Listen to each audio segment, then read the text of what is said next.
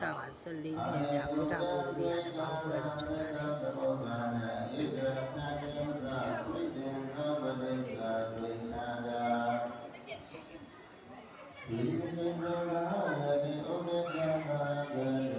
ယသိတေသဗ္ဗရိစ္ဆာဝိသိကေ ဆန္ဒရှင်တွေဒီမှာဘွဲတော်ပူဇော်နေခြင်းတို့ဟာ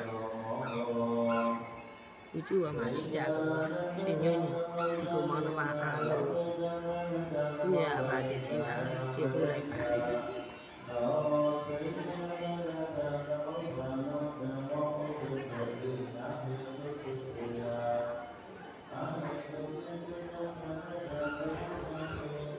ရှင်ဆန္ဒရှင်ရဲ့ကြီးကိုကုမြတ်အားကြောင့်ကျိုးကြ